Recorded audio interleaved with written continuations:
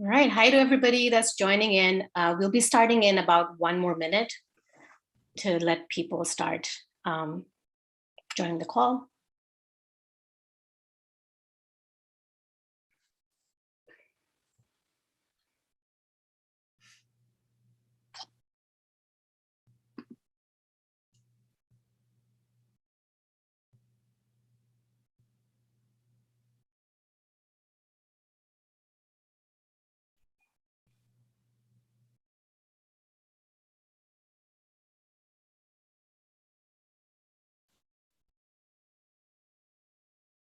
All right, I think we'll give another 30 seconds or so and then we can get started.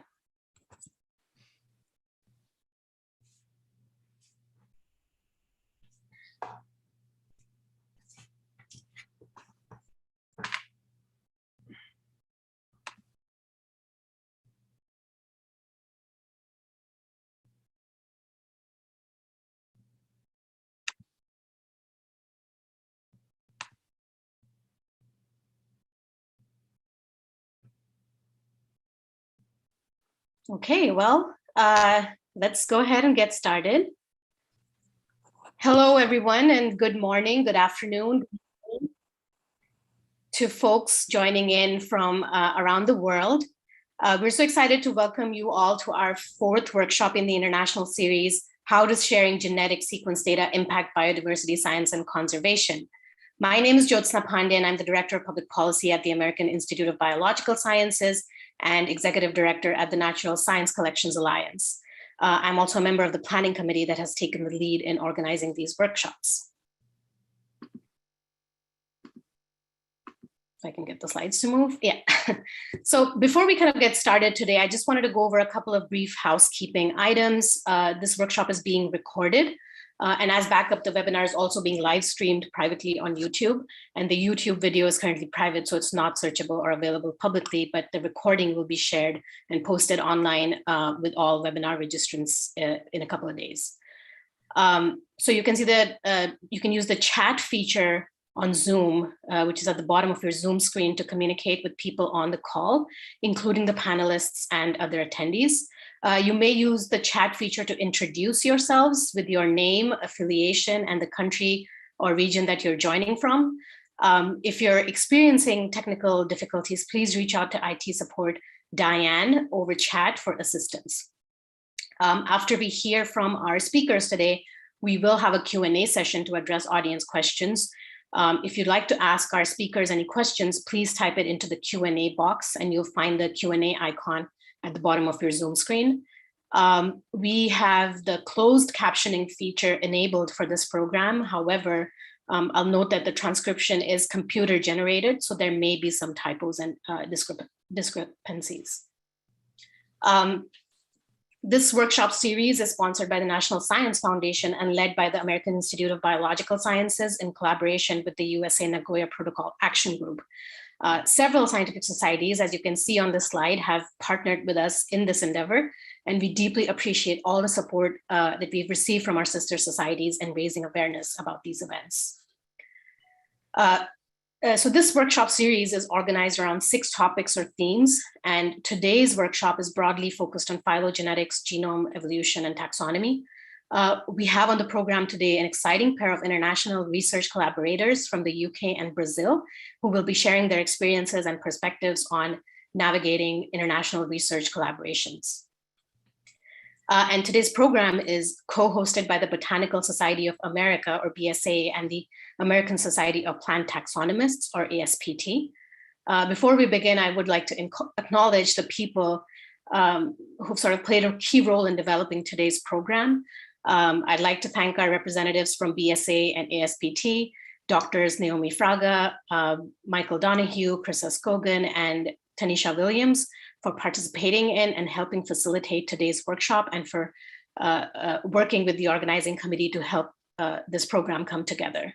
And I also want to offer my gratitude to my fellow organizing committee members, John Bates, Rachel Mayer, Rebecca Adler, Ms. Rendino, Crispin Taylor, and Rita Zimkus, some of whom are present today helping with facilitation. Now, just to give you a brief overview of today's program, after an introduction and remarks from our host societies, We'll go over some background information about the current policy landscape. And from there, we'll get into the speaker presentations, which will be followed by a Q&A session and discussion.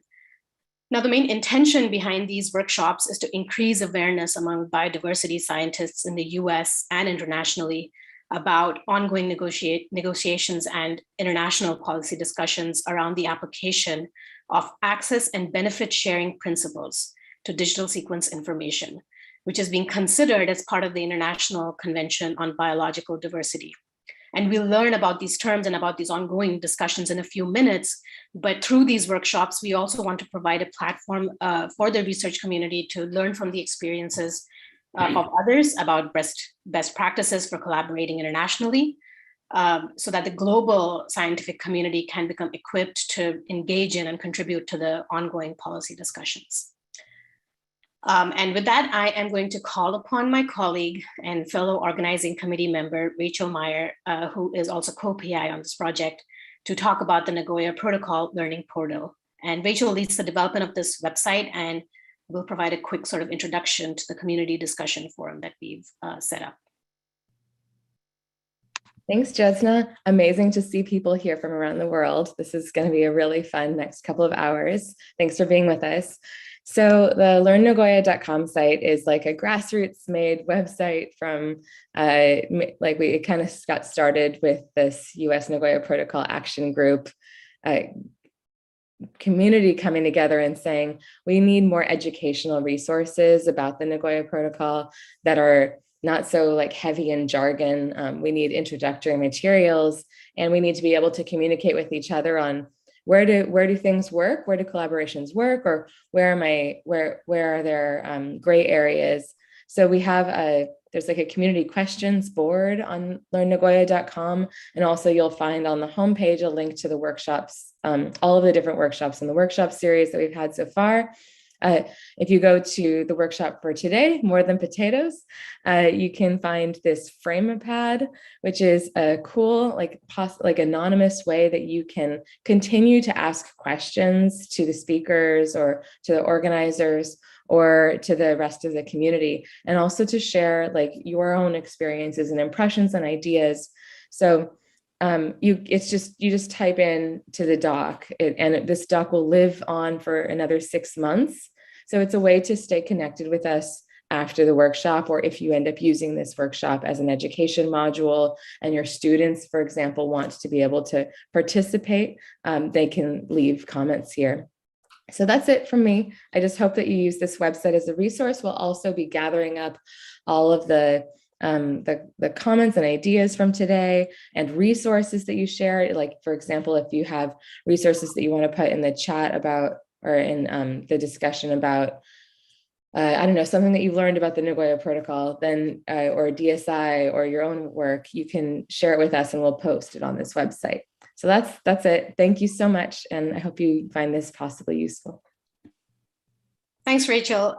So with that sort of general introduction, I'm now going to call upon our host society representatives to say a few words and then introduce our speakers. From the American Society of Plant Taxonomists, we have Dr. Naomi Fraga, who is a research assistant professor of botany at Claremont Graduate University and director of conservation programs at the California Botanic Garden. Naomi serves as the chair of the Environment and Public Policy Committee at ASPT. But first, we'll hear from BSA President Dr. Michael Donoghue, who is a Sterling Professor of Ecology and Evolutionary Biology at Yale University and Curator of Botany at the Peabody Museum of Natural History. Go ahead, Michael. Yes, thank you so much, Jyotsna, for that introduction. And thank you also for all the organization that's gone into this. My name is Michael Donoghue. I'm the current president of the Botanical Society of America, or the BSA. The BSA, of course, is very pleased and proud to be involved in this particular session, this workshop, which we think is extremely important. And we're really grateful to the AIBS and to everyone, to the NSF and everybody who's come together to put on this workshop and the other ones. So thanks to Jyotsna and Rachel and John Bates and others who are on the organizing committee. This topic is extremely important from the standpoint of the members of the Botanical Society of America. Many of us are involved sort of on the cutting edge, I think, of generating sequence data from plants and others, organisms around the world, and sharing those, using those to do things like build the tree of life, to understand the connection between genes and traits and all of this kind of stuff.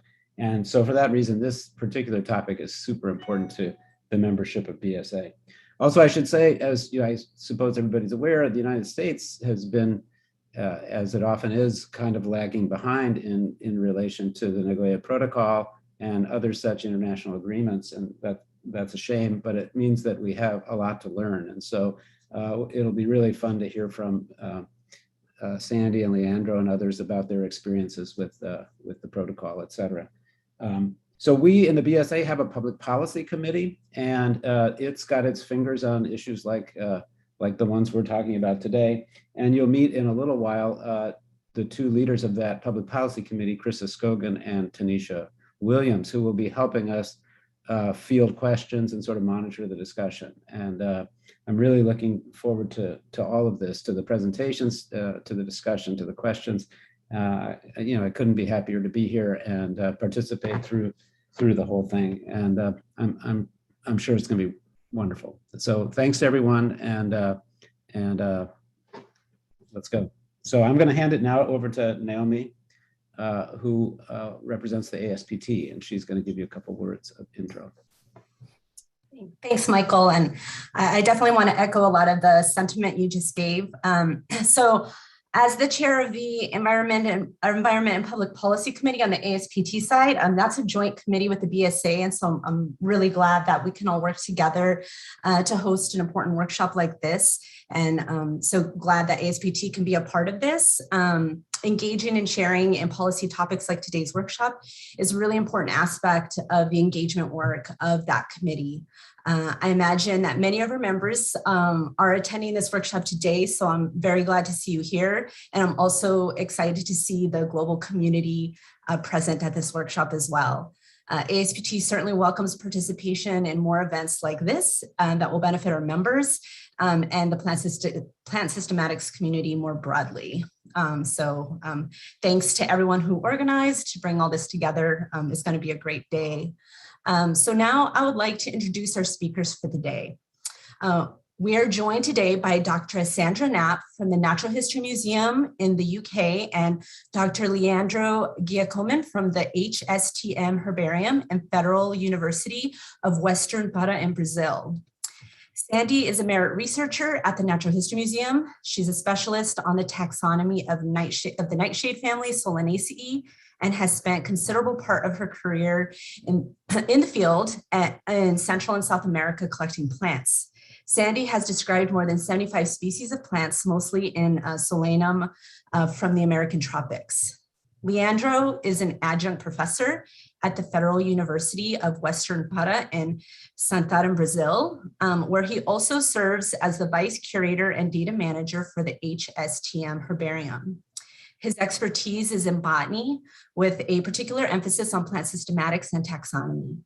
Leandro's current research interests includes phylogenomics, evolutionary biogeography, and taxonomy of flowering plants, in particular the nightshade family, and floristics and long-term monitoring of the Amazonian flora. We'll be hearing from Sandy and Leandro's experience collaborating internationally to understand the evolution and diversity of the nightshade family. But before we get to their presentation, we will have a short presentation from Dr. Rebecca Adler Miserendino about the current policy debate on digital sequence information. Rebecca is a public health and environmental scientist with over a decade of professional experience in both academic research and international policy. She currently leads both the environment and international teams at Lewis Burke Associates, a government relations firm based in Washington, D.C. that serves professional societies, universities, and other research and education organizations. Rebecca previously worked for the U.S. Department of State in the Bureau of Oceans and International Environmental and Scientific Affairs. So please join me in welcoming Rebecca to give the first presentation of the workshop. Thank you.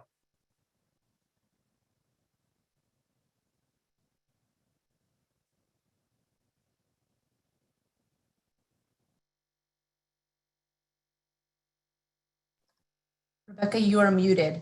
Yes, there we go. I'm sorry. My computer was having a temporary problem. but hopefully, can you all hear me now? All right, thank you, Naomi, for that fantastic introduction.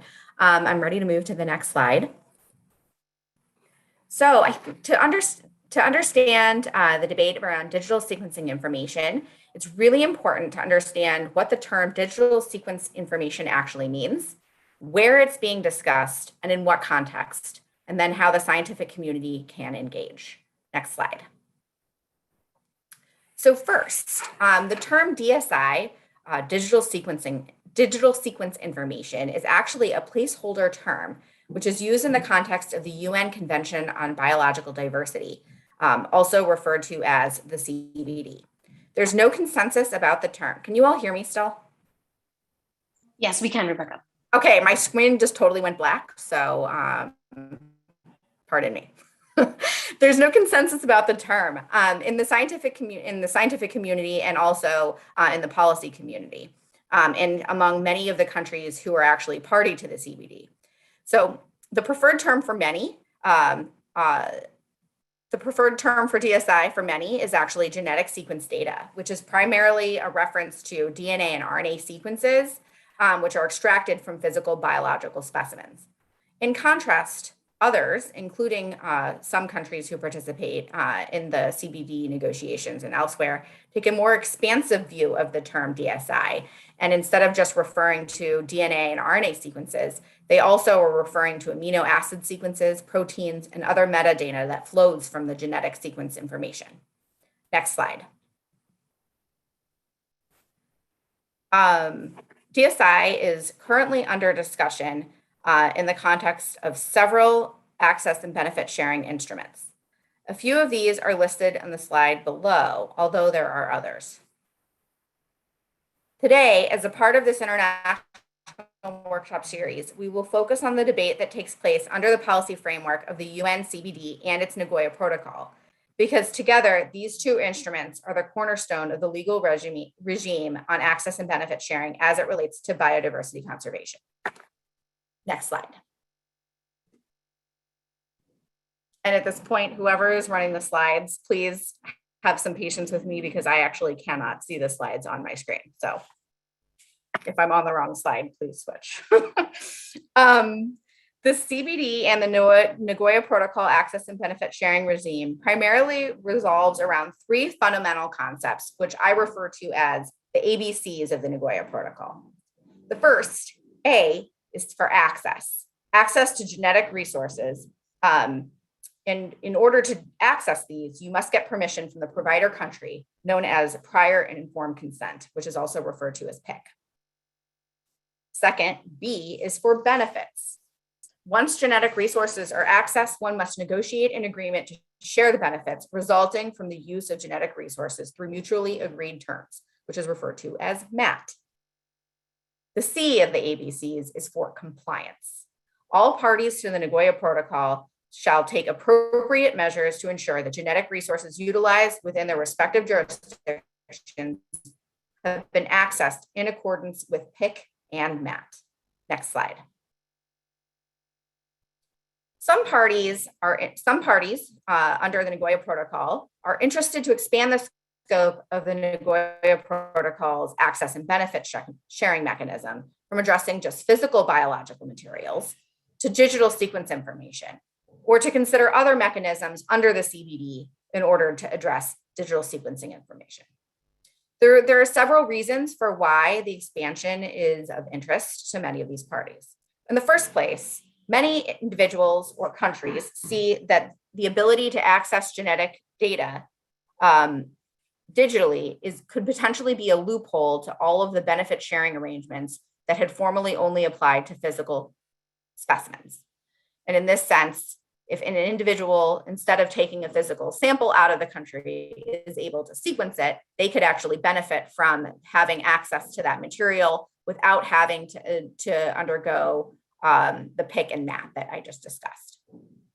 Others recognize that the value of digital sequencing information can have a potential for monetization. And so they want to make sure that there are agreements in place such that if there is the opportunity to benefit monetarily from the use or access to digital sequencing information, that is able to be shared. and that people are able to be fairly compensated for that. And the third is that there are many that have the desire to actually utilize the expansion of access and benefit sharing mechanisms to grow domestic capacities in areas where there may not be capacities at the moment. Importantly, though, since each country is able to actually develop their own policy framework under the Nagoya Protocol, rather than having that dictated by the convention itself or negotiated by all countries who participate, some countries have already put in place efforts to address digital sequencing information under the protocol within the context of their own domestic requirements and policy frameworks. Next slide. So what is the debate about and what's at stake?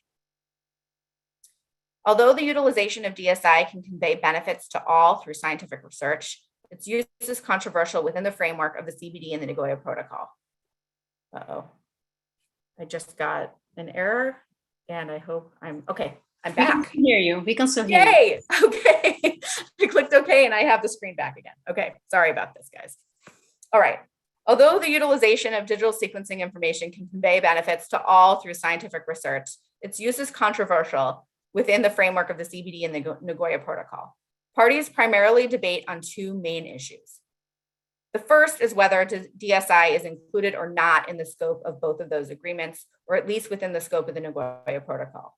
In other words, the question is genetic data the same as biological resources physically? Second, parties disagree on the implications of a possible inclusion or exclusion that DSI could entail for the fulfillment of the agreement's objectives. In other words, will regulating DSI advance biodiversity conservation at all in the first place? If DSI is understood to fall outside the scope of the convention and its Nagoya Protocol, the instruments would not be explicit about how provider countries would benefit directly from their genetic resources once genetic information they contain has been digitalized, stored, published, and shared. On the contrary, if DSI is understood to be included within the scope of the convention and the Nagoya Protocol, a series of complexities would arise for the implementation of the access and benefit sharing regime. These include difficulties of determining the origin of the genetic resource from which the DSI originated, complexities to monitor the use of DSI after it's collected, published, and shared, problems in determining the extent to which each sequence has contributed to the final result for which benefit sharing may be triggered, and then how such a regime would actually lead to the conservation of biodiversity in the first place and would enable the sharing of DSI to enable scientific research and discovery. Next slide. So what are the position of countries? Countries' position regarding digital sequencing information can often be thought of as two diametrically opposing views. The first view is held by provider countries. These include countries like Brazil, Ecuador, Mexico, India, South Africa, Argentina, Ethiopia, and others. The second group of countries includes Canada, the European Union, Japan, Australia, and Korea, which are mainly regarded as the users of genetic resources. Provider countries see that DSI is already included within the scope of the CBD and or the Nagoya Protocol.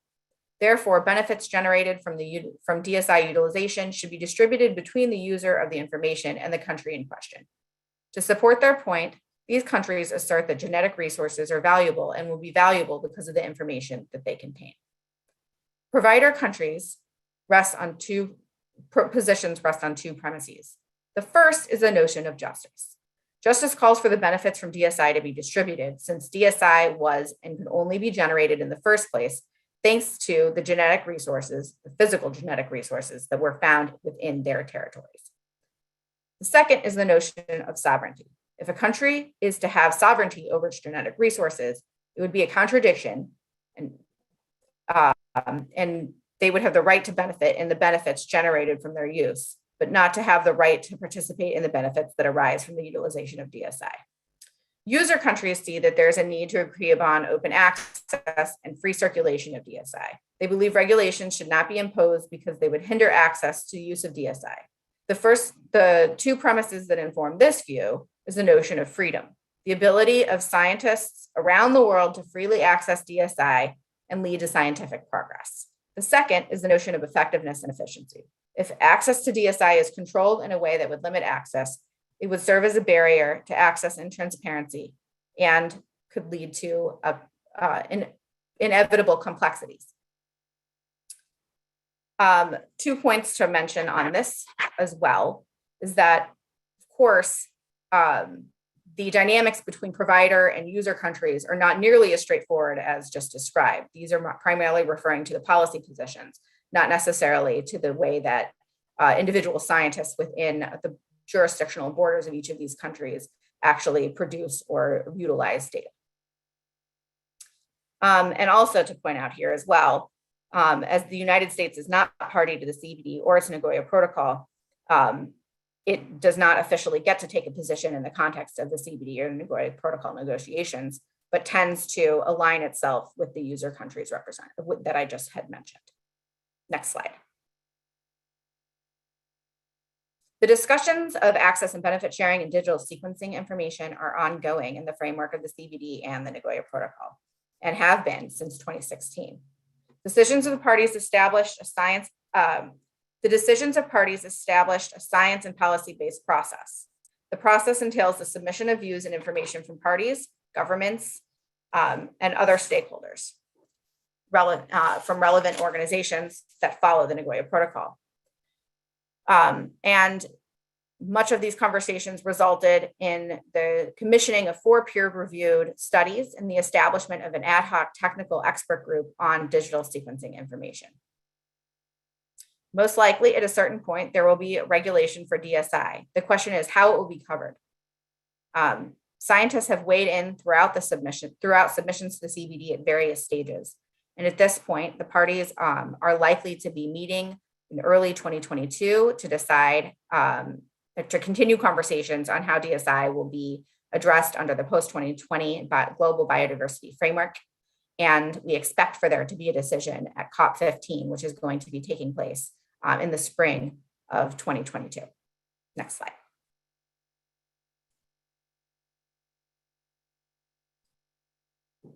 To date, international scientists have indicated that approaches to digital sequencing information should address a variety of different topics. Number one, I think the scientific community has been interested to explore and understand plans for implementation.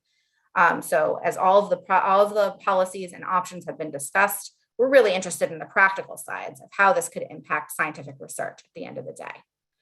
The scientific community has been very interested in preserving open access and enabling international collaborations, and wants to make sure that whatever is happening is not going to shut down research that is actually designed to address access and benefit sharing, that is designed to address biodiversity conservation in the first place and empowerment of local communities.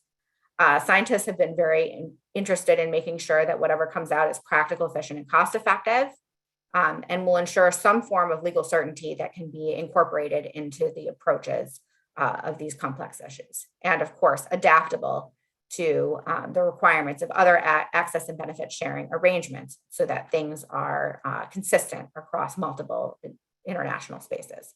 Next slide. So the big question is, how can the scientific community engage in this debate? I will leave a couple of important points that I think are especially important.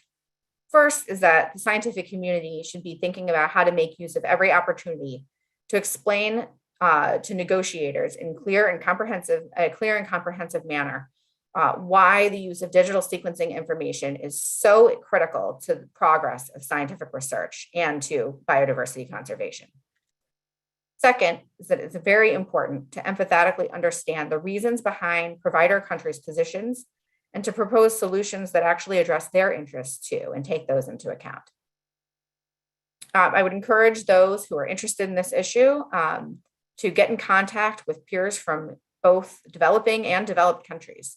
We're all scientists and we all are able to take our message, interests, and reasons. The scientific community should be conveyed as one, thinking about common ground and also different capacities in different countries.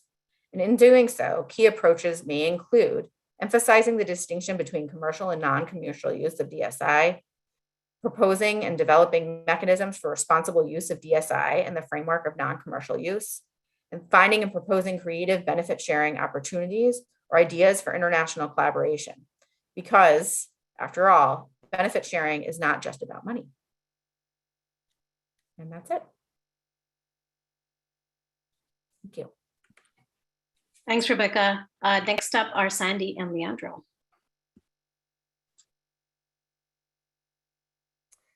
Hi there. Are you there, Leandro? Yes, I'm here. Hello, everyone. Leandro's in the darkest Amazon, so he may kind of cut out at any minute. So we both work on Solanaceae. Can you go to the next one, Joinsa, please? And so we were asked to kind of think about what the question is. And so basically, I just want to ask a question of everyone knows what the Solanaceae are. We know that it's all about potatoes and tomatoes, and we eat them all the time, and aubergines, and these are really important food crops. So why are we studying these in a collaboration that involves Brazil and the United Kingdom? Next one. So what's the question? So what's the big question that's driven our research? And this is something that I feel very personally about, but Leandro will of course have something to say about it as well, is I started out working in taxonomy and phylogenetics in the days before digital sequence information, really. So my big question was always, why are there so many species of Selenium? Selenium is a genus that contains the potatoes, the tomatoes, the aubergines, and about 1,250 other species of flowering plants. So it's one of the really big, diverse genera of flowering plants. Now, one of the things that we'd like to know is, why are some things species rich and some things species poor? And there's lots of ways of looking at that. But in order to answer that question, you actually have to know what the species are in the species rich bit. You need to know what they actually are. So really, you get foiled at the first pass starting to work with these very large genera because you need to figure a lot of stuff out first. And so if you just look at the map in the upper right-hand corner, that shows the species diversity is kind of the species diversity of Selenium around South America, South and Central America. And you can see that there's a really big black blob there in southeastern Brazil. And this is really why we started a collaboration that involved Brazil and a whole bunch of other people. And so what was your big question, Leandro? One of the big questions that we had when we first thought about collaborating on this is that 1/4 of the species of Selenium occur in Brazil, and many of them were poorly resolved about their limits. So we were started working on a flora of the country, attending to one of the CDB goals. And there were a lot of species that we couldn't figure out if they were actually good species and what were they related to. So we needed to build first a phylogenetic framework to understand the relation and go deeply in the taxonomy to understand if they were really species or just a bunch of names that were applied to variation observed in the field. Next, Leandro's going to tell you a bit about the diversity within Selenium. Next slide.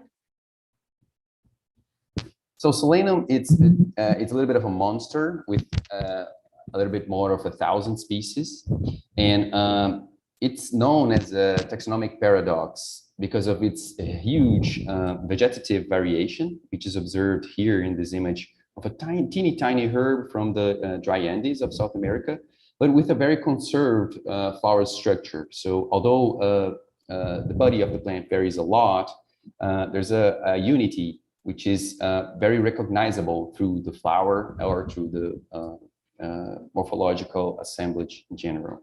So could you go next slide, please?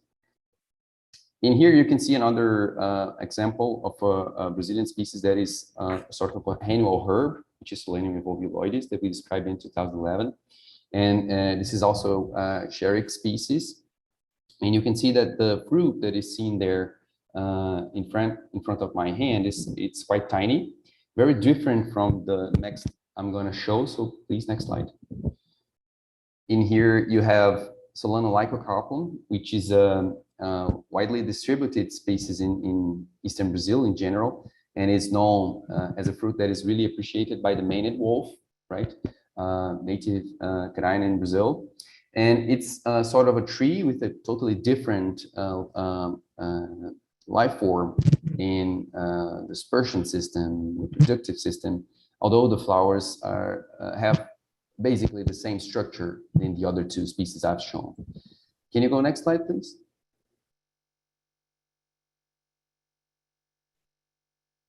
And here we have another example of a tree structure of Solano sambuciphorum, which is a Brazilian endemic. And here you can see in detail the structure of the flower with its poricide stamens and 5-lobed corolla and calyx. And I am here in this left picture collecting sambuciphorum with the help of a pole. This is probably a little bit more than 10 meters high, so which is definitely a high tree. And although there's this huge variation, it's the same unity recognizable by the flower. And in Brazil, we had this situation where 1/4 of the 1,200 species occurred, and we had a lot of problems to tackle taxonomically speaking. So Sandy will next talk to you about how we tackled this from the beginning. Next slide. Yeah, great. So thanks, Leandro. And one of the things that, because when we were planning this, the organizers asked us to think about how our project worked. And Leandro and I both talked about this, and we thought that actually this is more of a program than a project, because this is very multifaceted. It doesn't just involve Leandro and I. So the Selenium program is all about creating this open community data set that supports these collaborative projects on Selenium that involve vouchered information. So the key there being the vouchered information. And so although we talked about, and we're supposed to be focusing on digital sequence information, in my kind of experience working bilaterally with lots of people in lots of different countries, actually there's lots of digital information which could be rolled into this whole category. And this, of course, brings up the concept of the extended digital specimen, because the Nagoya Protocol, as Rebecca very clearly explained, talks about that physical specimen, that the Nagoya Protocol talks about the physical object, but doesn't necessarily talk about the digital sequence that might come from that object. But actually it sort of does. So at the moment, any digital sequence information that comes out of the physical object is often not permitted by the various permitting systems. So we can talk about that a little bit more later. But I think what we'd like to focus on today is to actually think about this as a universe of digital data types. So there are digital data types which correspond to geography, which is coordinate information. There's, of course, DNA sequences, RNA sequences, amino acid sequences, protein sequences, which sometimes come from plants in the field, but also sometimes come from those objects which were collected earlier. So they come from herbarium specimens. There are the specimens themselves, and then also those evolutionary frameworks that we construct using all of that different digital data. And all of these are actually equally important in thinking about how we do our science collaboratively and how we work together. And I just put a few little things up about sort of this Selenium program. Is we have a website in which we describe everything. We have a big database which underpins all of this. And that's then used to do all kinds of different sorts of projects involving the information that's been generated by lots and lots of different people. Next slide. So this Selenium program, which is kind of much more than just a project and has been going on for a very long time, involves lots and lots of different people in lots and lots of different institutions. And today we're kind of going to talk about the bilateral relationship between Leandro and his institution and me and my institution. But actually it's important to realize in thinking about this program and how digital information, including digital sequence information, connects into this, that this has a lot of different axes which involve lots and lots of different people. And it can get quite complicated, but actually, next slide, please. It also is quite exciting because it means you have lots and lots of colleagues.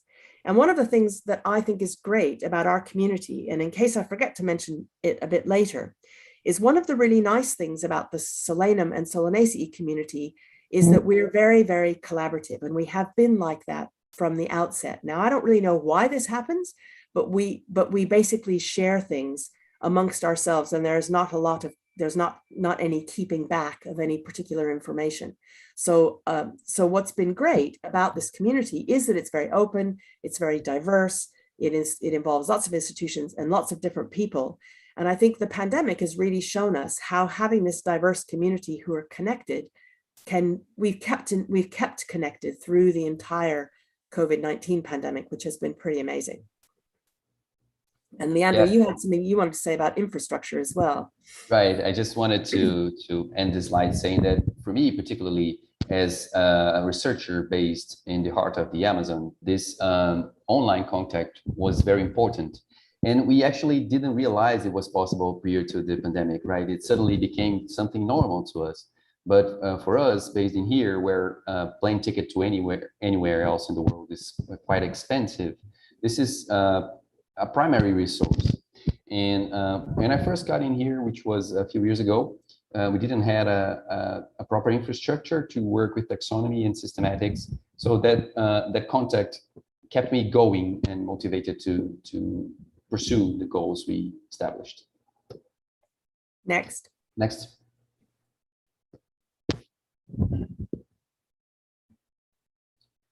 Okay, so in Brazil, we had this scenario where we had like 1/4 of the genera occurring, not all of them endemic, but roughly 1/4 of the genera, and a lot of groups of lineages that we recognized in the past in phylogenetic studies. So we planned to tackle some species to sample. That was the primary function, but also sample in general to clarify the taxonomy.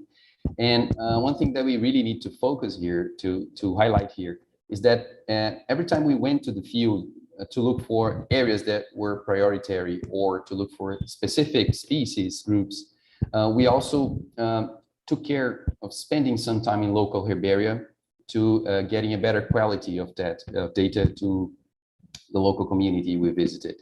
So every second we spent in the field was associated with some time in local herbaria, even if it was a tiny herbaria, not connected to the internet, not databased at all. We carefully thought of spending some time in there to improve the data quality.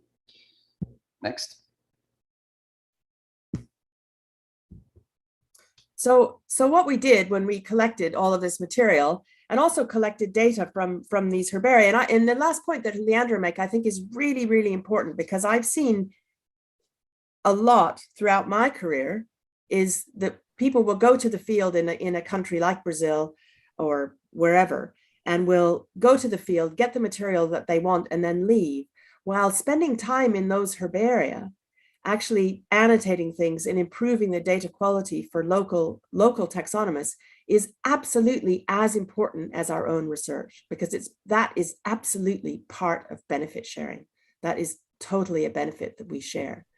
So what we did with this collecting material that we collected is we used it to construct phylogenetic trees for the tasks of concern. And this is a figure from a paper which is will come out quite soon in the American Journal of Botany, looking at phylogenetics of Selenium and where there are hard polytomies.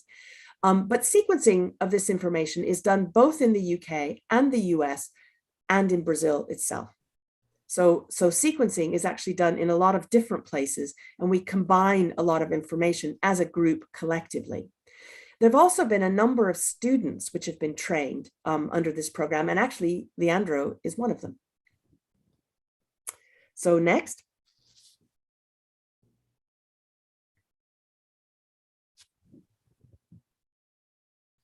Okay, so what is interesting to say is, although this partnership began a little bit early than the image you see here, in the midterm of the partnership, we came to this initiative that is carried out in Brazil, which is called Flora Brazil 2020, which was a strategy to also meet one of the CBD goals to compile and describe all the species occurring in the country. And in 2013, we had this meeting in the National Congress in Belo Horizonte, where I did my PhD. And we were discussing what we needed for the completion of the flora. And we get to the conclusion that there was some huge gaps, although we were really advanced. So one scenario that Brazil has really developed, I'm not saying that it's better developed than other countries, I'm just saying that it's quite developed, is the organization of biological data, which is available to the public. So can you go next slide, please? And so this is an example of a scenario that we had of data available for the completion of the flora in 2013, only from one resource that assembled herbarium databases, which is CRIA, or available through Species Link. Nowadays, we have other initiatives like one governmental, which is SIBBR, and have Flora Virtual Herbarium. But in the old days, CRIA was the first, and we really organized. And you can see that we already had a lot of data to monograph, but the data was concentrated basically close to the main cities of the country, where the main universities and research centers are. And although we have put a lot of efforts to tackle some gaps, they are still the same, because the gaps were so deep that we still need to focus more efforts. And I'll ask you just really quick to go back and in the previous slide, so we can see the.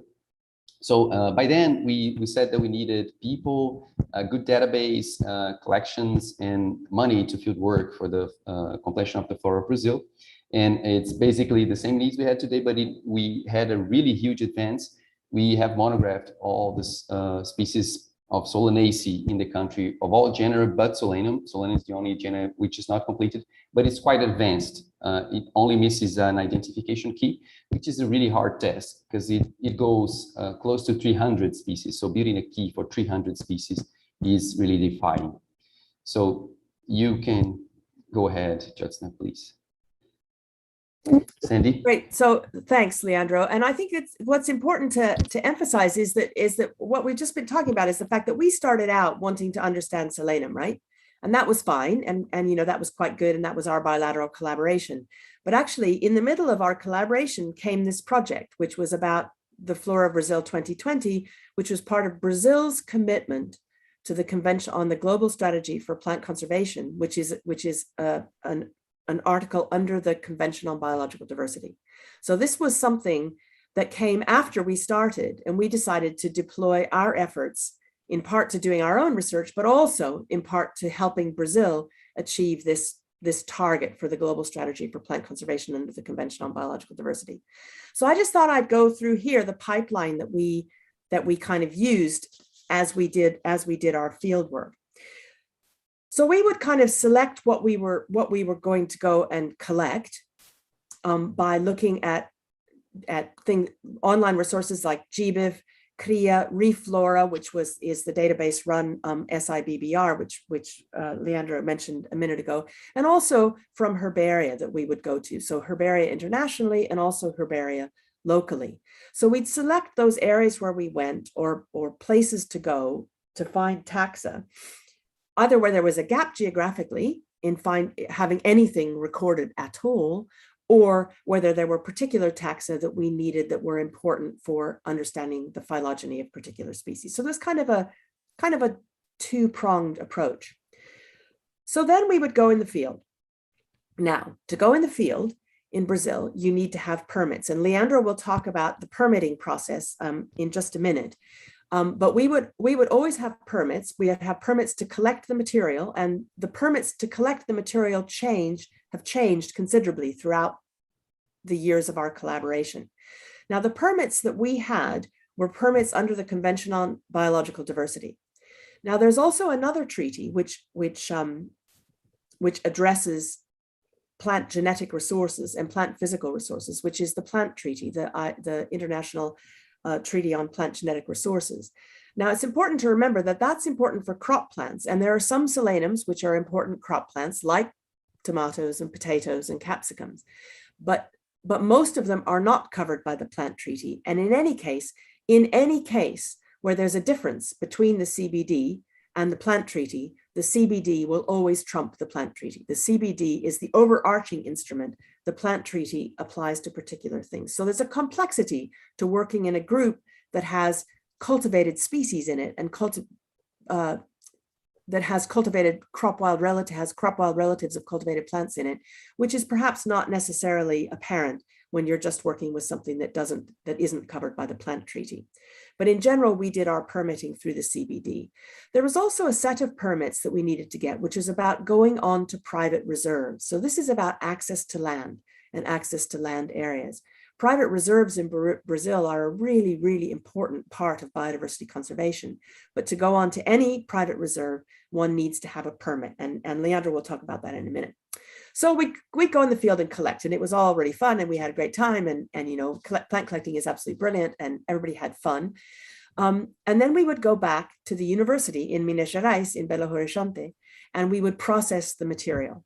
So we would dry the material, label the material, and then we would have an export permit for the duplicates that were collected. And the duplicates were always sent to us, to me, in the United Kingdom, to my institution, as exchange. So they were sent as gifts, not as a right from my having been participated in the collecting expedition.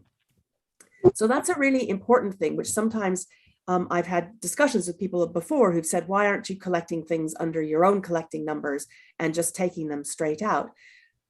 But I think part of collaborating is about all being on the same playing field and acknowledging that we are collecting in a country with colleagues who are our colleagues and not people who are working for us. So those duplicates always come as exchange, not as a right. So they come as gifts. Then when they're accessioned into the herbarium in the Natural History Museum, all of our museum sheets carry the permit number as part of the data entry that goes with the database that goes with that particular specimen, so that our curators into the future can tell what rules there are associated with that particular specimen. So that doesn't always work seamlessly, but we're trying as hard as we can. And I think that's an important thing for us to do with those databases, because as information becomes more and more digital, it allows us to keep track of things better. That extended specimen actually has, maybe it has the sequence information connected to it, but it also has the permitting and regulation information attached to it, ecological information, all that other sort of stuff. So once we have all these specimens collected and they've all been accessioned into herbaria and it's all worked seamlessly, it doesn't all work seamlessly all the time, but basically in our collaboration, it's worked extremely well. Next, Junsa. We had a bunch of things that we thought we were going to kind of do. We expected to have really fun field work. It was always raining and we always got incredibly wet, and you know, that was really fun. We had planned into the program teaching and training, building local capacity, whether it be for the code, whether it be for students going in the field for the first time. There was a lot of teaching and training that went into this program. There was the herbarium work, which Leandra has already mentioned, which I think is really one of the really important things that's done as part of being in another country. We also we anticipated a bunch of joint publications, and of course we anticipated new ideas and new things. So Leandra, over to you to talk about the permits. Okay, so can you go next slide, please, Justin? So although it seems we had a huge plan from the beginning, it's actually not the scenario. We actually started working based on the history of research we carried together, especially Sandy with my past advisor, João Stemann. And we didn't establish any political relationships between institutions. This is actually not really needed in Brazil to work with accessing the genetic heritage. What we did is establish goals that were agreed mutually, and this was becoming naturally clear and basically organic during the processes. And one thing that is important to say is, as the example I showed before, that the initiative to meet the CBD goal of building a flora for the country, one thing that also happened during the process is the regulation within Brazil of this legislation that was built to attain to the Nagoya Protocol. So once the concept of sharing was established, Brazil needed to regulate this inside the country. So can you go next slide, please? So for a researcher from abroad to come collect in Brazil, it first has to ask for a permit to CNPQ, which is the agency that regulates the fact of the researcher coming from abroad. And since it's in here with one Brazilian researcher involved, you have to, after you collect the plants, and if you have, if you're going to reserves, you need a permit to that reserves. Then to export the samples, you have now a system to do that. And the system was only implemented in 2015. So a lot of our work was done prior to the existence of the system. Although there was a legislation that regulates the exporting permits, the system was only built in 2015. So the legislation couldn't be applied due to the lacking of the system. So the system was implemented then, and it's the one I'm showing here in the screen, which is called CISGEN. And it has two kind of different permits. So if you're working on taxonomy and evolutionary question, you don't really need a permit to export specimens. It's more of a register. So you need to register the specimens you're tackling. And it has to have one national researcher involved, in case it's me, which is shown here. So every specimen that we put in to a phylogenetic study, for example, I have to register in the system and assign the publication that came off with that specimen. So it's registered, and the government can have a database with everything that we are exporting, what are the products expected. If you're actually accessing genetic resource, not for phylogenetic or taxonomic purposes, you need to ask for a special permit that has to be analyzed, and people have to have an opinion on it. So it's a totally different subset. We're not going to talk about this. So we're talking about evolutionary and taxonomic studies. We actually doesn't need a permit to be exported. Doesn't need it only needs a registration in CISGEN and a collecting permit, which is emitted by another by CNPQ, another part of the government. Okay, so next. So we were asked to kind of talk about how funders were involved. And as Leandro said earlier, this whole Selenium program started a long time ago. So it started with an NSF-funded PBI Selenium project in 2004. And this project was very closely linked to the plant breeding community through the simultaneous funding for the Tomato Genome Project. So this meant close collaboration with the genomic community. Now this caused some tension because within the genomic community, particularly the plant breeding community, the idea of access to genetic information from wild species, the idea that one needed to have permission from the country of origin to access that genetic information was a bit of a problem. So the funders were involved in that we were supposed to closely collaborate with the genomic community. Now this of course was prior to Nagoya. So then once Nagoya came into effect, there's another layer of complexity upon all of this sharing of information and sharing of plant material, because the sequence information is one thing, but what plant breeders want out of this is they want seeds to grow plants themselves to then sequence in the way that they want to do it.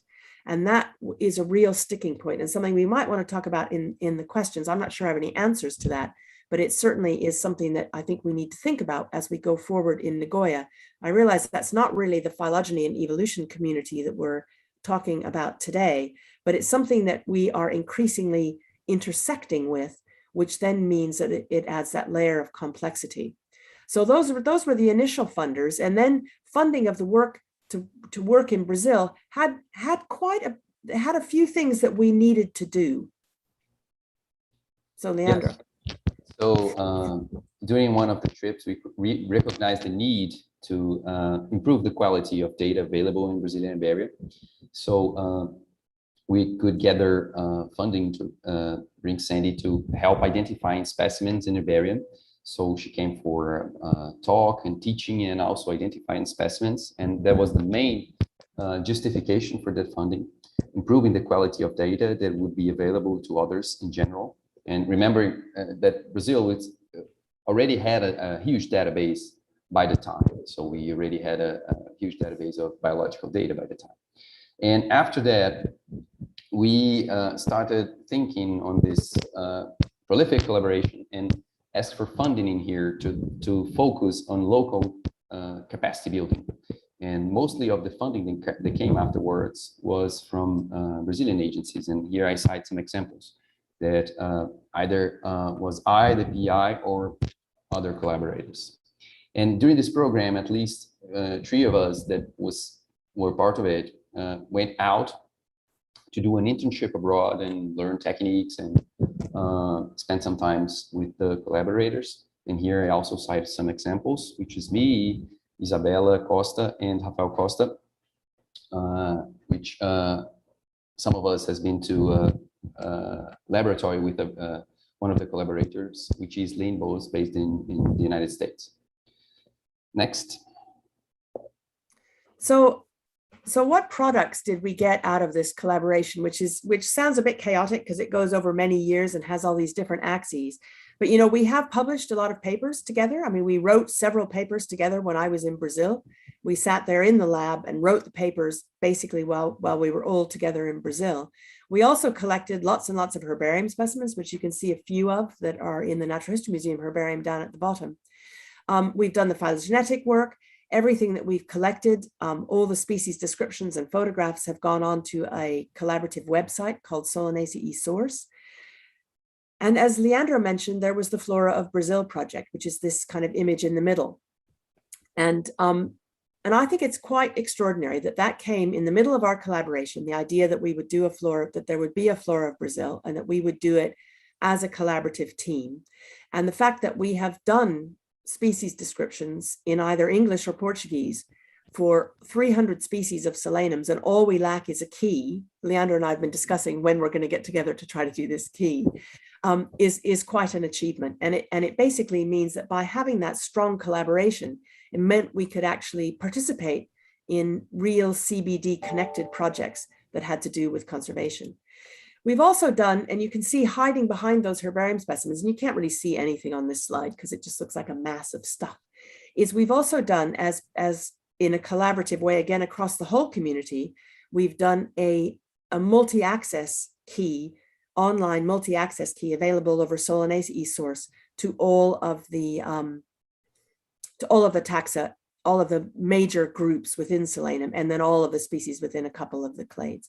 So actually the outcomes from this have definitely been more than the sum of those component parts, which are about training and publications and stuff. So the outcomes of this have really been quite far reaching, but they've actually in recent years become even more far reaching than I had ever imagined. Next. So one of the unexpected products that we had is a generation of next generation of scientists, better said. And I brought some examples here to you. So this is, I'm going to show you some of my students since I've become a professor in here. And this is Emily that you see in this slide, which has built the Solanaceae flora of Tapajós National Forest, which is a national reserve close to Santarém, where I'm based. And what is important to say here, in a few years ago, it was likely to be way harder to complete such a flora because of the knowledge on taxonomy in Solano, especially in Brazil, was really poorly resolved, especially in the Amazon, right? So the advance of the data quality and the taxonomic definition of the species allowed such a completion in a short period, which is feasible for an undergrad student, which what I am showing in here. Next slide. But there was also different products, not only taxonomy, but also phylogeny and evolutionary frameworks, which is kind of linked to the DSI we are discussing in here. And this is an example of student that graduated in 2019, which is Wanda V, that is shown here in the two pictures in the right. We studied lineage of Solano, which is widespread, and it would be a really defying task to tackle such a group only based in Brazil, it is definitely an initiative that needs collaboration because the species are so widespread and occurring in many, many countries that we needed permits and collaboration to have samples for all those countries. It's only achievable through many, many years. So the sampling that we got for this work, for example, was achieved through many, many years of collections and collaboration and field trips, etc. Next slide. And last, and our more recent collaboration was an effort to build like a whole picture of the Amazonian Solanaceae, which was really defined because although we had a lot of collections available, you can see there's a lot of gaps. And these gaps are really signalized and really known for a long time now, but they have changed a bit since our partnership started. So this is Mauricio, which has defended like a month ago, and which has built this database to the Amazonian Solanaceae. Can you go next slide, Judson? And you can see here that we have summed the records and observed richness for the Amazonian Solanaceae with this database that we built in collaboration. And one important thing that I can say is that you can see some red dots that signalize where there's a greater number of collections and richness. And some obvious places are in the left image, a really red dot in the city of Manaus, which is a place where there's a university, a research center, which is being collected for a lot of some decades now. But if you look at the right picture, the observed richness, you can see that close to Manaus, a little bit to the right, there's another red point, which points to Santarém, where I'm based. And what has been changed in the recent years is basically that I came and I could identify the specimens that were available to here with the help of a lot of students. So now the picture has changed a bit. And although we don't have a lot of collections in Santarém, we probably take us some years to get to the point to which Manaus is. We already know that there's way more species than known 10 years ago, for example. So this is a huge advance, and it's clear that is assigned to the local building capacity and this kind of problem that we tackled. But it's also known that there's still a lot to do. It's still a lot of blank spaces in the map, and there's obviously species in there, and we have to go for that. Next slide, Judson. One really unexpected product is that these previous works that I've shown you became a resource for training local people. And here I'm not talking about young scientists. I'm talking about riverine communities, for example, that are based at Tapajós National Forest, which is a reserve where the usage of the resources are allowed. So in this reserve, they can, for example, extract timber and non-timber products.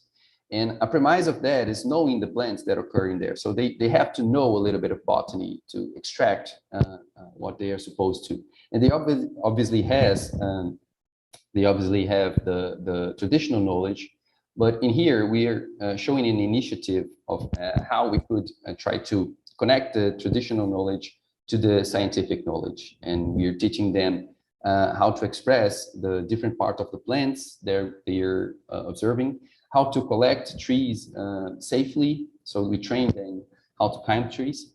And can you go to the next slide? And for this kind of teaching, we could now use work that we completed a few years ago, which is the Flora of Solanaceae for the fauna, which has completed treatment and also an online key, which has a huge database with a lot of images and which really facilitates the interpretation of terms and how to connect the dots, right? Next. So thinking about challenges around these data is, there's a huge challenge about funding gaps. Everyone always wants to fund something brand new and shiny rather than funding making something that already exists much better. It's much more exciting for funders to fund something brand new and shiny. So funding those gaps can be quite different. And we never ever had an issue with sharing or co-producing data for these joint and individual uses. We are in the Solanaceae community really lucky in that the communication within the community is so open and collaborative. Now, I know that not all communities are like this. And so people always say, well, you're very lucky. And I think we do consider ourselves to be very lucky that we are an open and collaborative community. But actually, we've worked very hard to stay that way as well. We've worked hard to stay that way. And that takes time. And sometimes thinking about, you know, the things about efficiency that Rebecca talked about is sometimes efficiency is something that one should put on the back burner and think about justice. Instead of efficiency, think about justice and think about the fact that it's more just if we openly communicate and take a bit more time and make things a bit more equal. And one thing I wanted to say about challenges around data that had occurred to me when Rebecca was talking is she talked about the difference that you need to distinguish between commercial and non-commercial use of data. And I just want to point out that this is not as straightforward as one might think. I mean, if you think about plant breeding companies kind of breeding new seeds and things, that's clearly commercial. But did you know that if your pictures are not open data on internet sites, or you don't license them as open data, if you license them as CC by NC, which is sharing alike but non-commercial use, they cannot be used in Wikipedia because Wikipedia is classified as commercial. So I think the difference between commercial and non-commercial is actually a very fine line, and we need to be careful about invoking that as a sort of big thing. What might we do differently now? Well, I think that we would probably now, if Leandra and I were starting this collaboration anew in today's world, we would actually build this program much more around building local capacity, building the next generation of scientists, but also more local capacity, actually much more explicitly from the start, rather than starting from we're going to do the phylogeny of Selenium. And so what about challenges in returning data? So there's lots more challenges than just these three, but we thought we'd focus on these three. Actually, there's no challenges for us in returning data because we share it evenly anyway. If I need a sequence for something and it isn't on GenBank and I know Leandra has it, I ask him, and vice versa. Or if I have material that he needs, he asks me and we just exchange. But there's a perennial challenge around data is the changing nature of data through time. So if you think about all that annotation that we did on herbarium specimens in Brazil, updating the annotations, looking at things with respect to the latest monographic treatments, you know, international tracking systems to link these diverse data types are really just in their infancy, or they're bespoke for particular users and communities. But this universality of exchange is actually a really important goal that I think we both feel needs to be part of discussions about access and benefit sharing going forward. And you wanted to say something about Brazil in this respect, which I think often people don't quite realize, Leandra. Yeah, it's just reinforcing that what I said before, because Brazil has taken really huge steps into improving this data quality and availability. But also we've been through changes since we started the collaboration. So we have to how would I say that, to adapt. Yes, to adapt to the changes, and that's probably it's going to happen for the years to come as well. Now with this discussion of the DSI, so it's also expected of this kind of situation. And this is one important thing that we might need to talk in probably the next slide. But it's we're talking since the beginning of this presentation about data quality. And this is not a necessary premise of the identification assigned, for example, for sequences. Within the gene bank, which is the main resource for sequences. And I think you can go to the next slide, please, Chelsea. Okay, so some long impacts, which are really clear through the results we've achieved. It's definitely one of them, enabling this next generation of scientists, especially the ones based in here, which are the ones that will probably keep the things going. and really unexpected result was the scientific literacy that could be improved locally. And this is a secondary effect because Solanaceae is acting as a tool for that, right? So this is totally unexpected. The improvement of data quality, what we talked about, and the usage of this data for other projects that are still to come, and we still don't see them coming. Can you complete something here, Sandy? You want to say something? Yeah, no, I think it's what's really important about the long-term impacts is we can already see, and we're not going to list these, but we can already see that the data that we've generated as part of our collaboration is being used for all kinds of things, which are far beyond what we're actually necessarily primarily involved in. So a lot of these data get used in lots of different ways. Can you change next one, Joinsa? So how would these so thinking about how these data will benefit the future and how you forecast this? Well, as Leandro just said, forecasting anything is almost impossible because the legislation and everything behind it, which is implemented nationally, although we have international agreements, and I'll talk about that in a minute. It's almost impossible to, but these data collected are all available via multiple different portals, and those portals talking to one another is really important. And there's a whole piece around policy planning, especially in Brazil, which I think, Leandro, you have more insight on than I do. Yeah, I mean, so the main problem nowadays in Brazil is that we have, again, I will attain myself to the evolutionary and taxonomic approach to the access to the generic heritage in here. So nowadays we have a legislation which is robustly built, but the system that we have doesn't really attain to all the needs of the scientific community. So it takes a lot of time and a lot of effort to register these specimens, and there's a lot of changes that could be made. And this has been already suggested to all the people in charge that could change that. But changing such systems takes a really, really long time, and it's not a part of a state plan. It's more part of a government plan. So it changes depending on who is in the chair. So this is one of the things that still need to be improved, and this has a huge impact as well in the benefit sharing, which we don't have really shown any examples in here, but it's just for people to be aware of that. Sandy?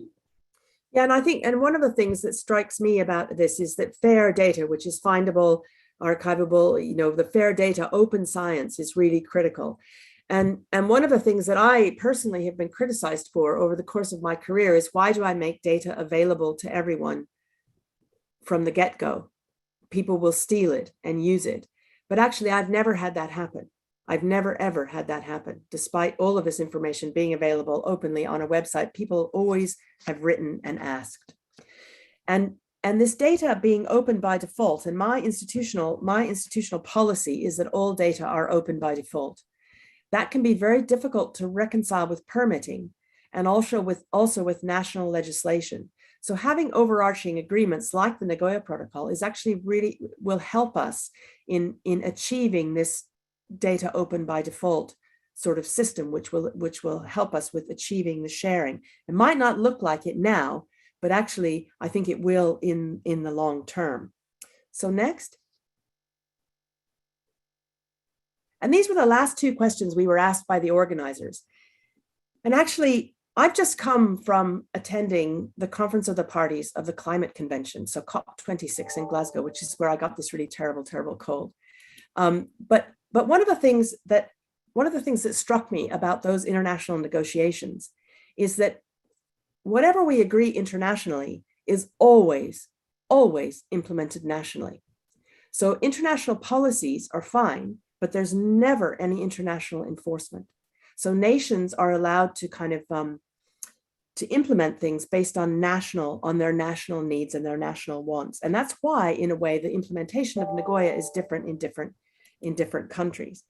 And I heard someone describe these international negotiations like the ones we've just been in for COP26, which has a which has a communique which has come out, which is partly disappointing, but partly quite encouraging because it has biodiversity included in it, is they said, imagine 196 people sitting in a room trying to decide which Netflix movie they were going to watch. Everybody has a say. No majority vote is allowed. That's what these negotiations are like, which is in a way why what we get is something which is not clear and not easy to implement. But I think that as scientists, we really need to kind of ensure that we work with people instead of against them because of that responsible use of biodiversity information. Because if we don't do it responsibly, then we're not going to be able to do it in the future. So I guess we probably should stop because I think there's questions and I can see Chrissa kind of adding loads of questions to the structured thing. But I just like to thank the whole Solanaceae community. I think we both would, and also all of these funders, which you'll notice most of them are Brazilian, which have funded our collaboration. So Leandra, anything to say about the funders? And thanks. Just thanks a lot for the funders, and yeah, we need a lot more to meet the initial goals that we established. So it's still ongoing work. Work in progress. Work in progress. So, and Brita has put some information on the FAIR principles in the chat, which I think will be really useful to people if they haven't come across them before. So over to you guys now. All right.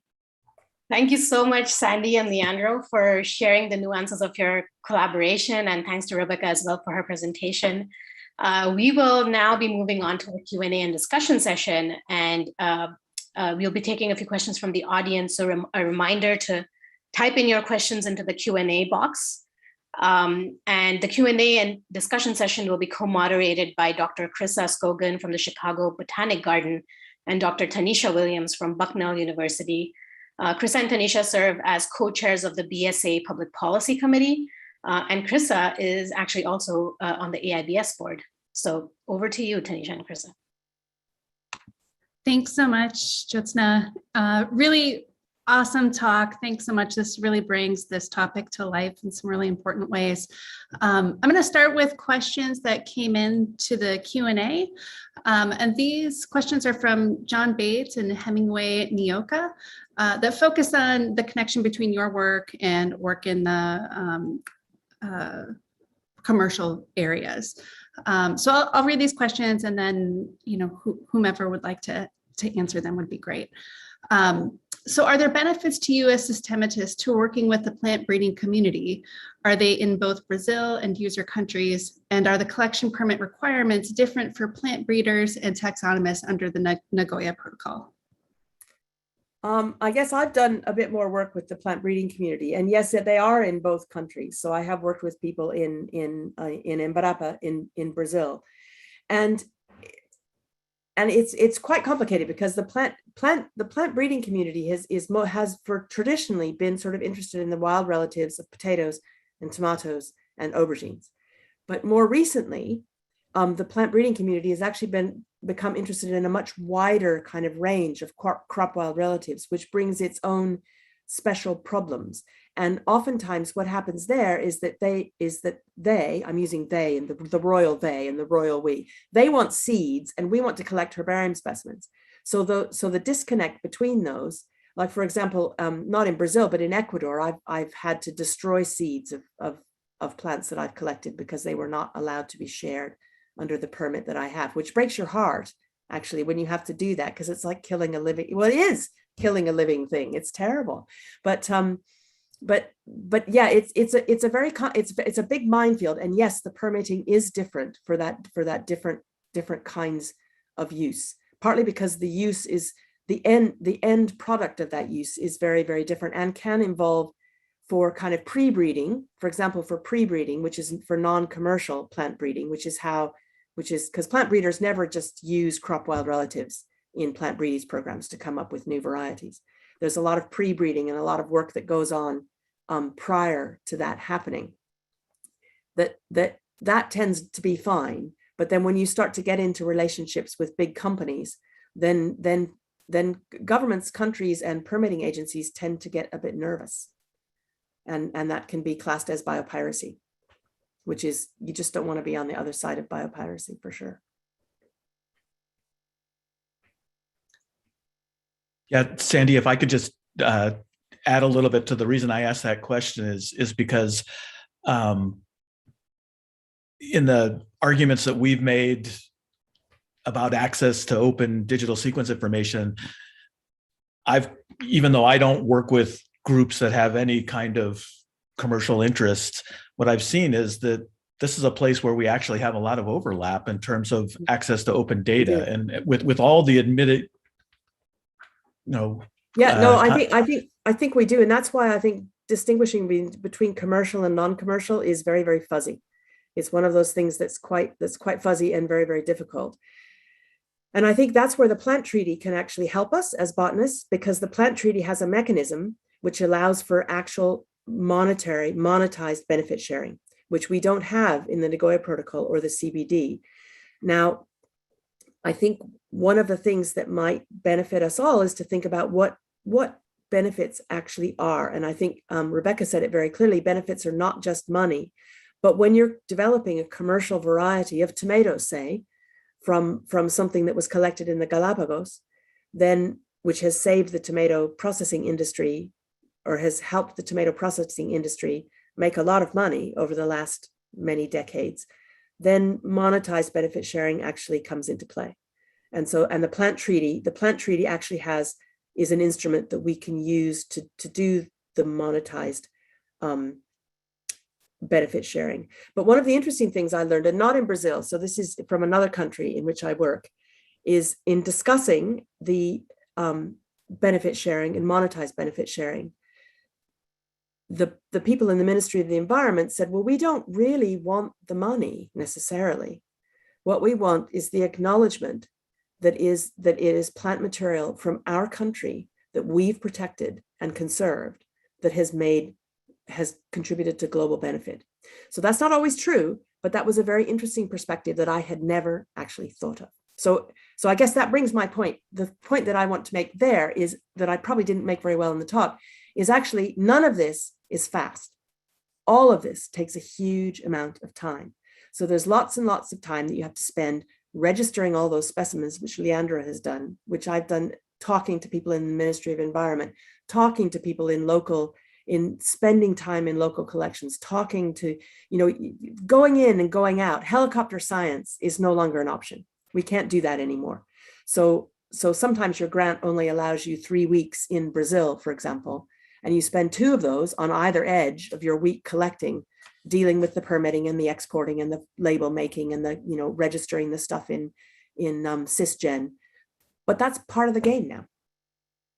And it's important to think about that dichotomy, which I think Rebecca gave brilliantly, which is the providers of this information want justice and sovereignty, and the users want freedom, which equals progress, which is, I'm not sure is actually true, and efficiency.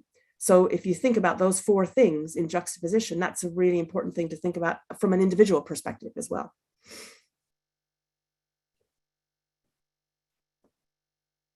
I guess going right off of that question, someone asked, can you please comment on working towards the fair data principles while respecting indigenous knowledge, and which has often been reproduced/shared without consent? Well, Leandra, do you want to address that, since you've been working so much with local communities recently? Yeah, so although we've been sharing a lot of experiences with the local communities, this is now I'm saying as a researcher, this is really bureaucratic for a researcher. So it's a huge and very long process to access traditional knowledge. And this is one of the reasons that a lot of researchers don't really access it. They prefer to make it tangential, not to go for it. And these initiatives that I'm shown is actually more of a training. So I'm not getting any traditional knowledge out of them and putting this on a paper, for example. So what I can say is that, which is a really nice thing in the Brazilian legislation, is that, for example, we have this division between accession traditional knowledge and works that deal only with taxonomic and evolutionary stuff. So they have two different courses in the permit asking, and taxonomy and evolutionary questions are way easier to work on dealing with bureaucracy, which is a nice thing that makes things faster. But we also have to be careful because sometimes people take samples out and don't use it only for the supposed purpose. So this is one thing that is, well, it's sometimes dangerous. And the one that is punished is not the foreign researcher, is the Brazilian researcher, which is not always in control of that. Of course, the one that is punished is the one based in the country. So this is one thing that we need to be careful. Yeah, and I think that the traditional knowledge, that's where you really must very carefully have prior informed consent, is very, very careful. And it is bureaucratic, but actually it's really important, because that means that all of the parties who are using our party to kind of generating that knowledge are equal partners in what happens with it later. I was about to get there in a minute, Sandy. So this is really bureaucratic, and it is for a reason, because this kind of communities, they are really fragile in many, many ways. So like riverine communities, for example, nowadays in Brazil, which is in the center of the discussion of climate change and deforestation, they are subject to timber managers getting in their land, they are subject to water pollution, all the resources they use. So they're really fragile communities, and preserving their knowledge and giving a fair shared benefit is more than fair, definitely. Yeah, I would totally Michael, I agree. see your hands raised. Did you want to add something? Yeah, I don't want to get in the way of other questions, but I had an overarching question, I think, for you guys. So many people in the community that's working on the Tree of Life research, for example, are working on clades like yours that are large and widespread.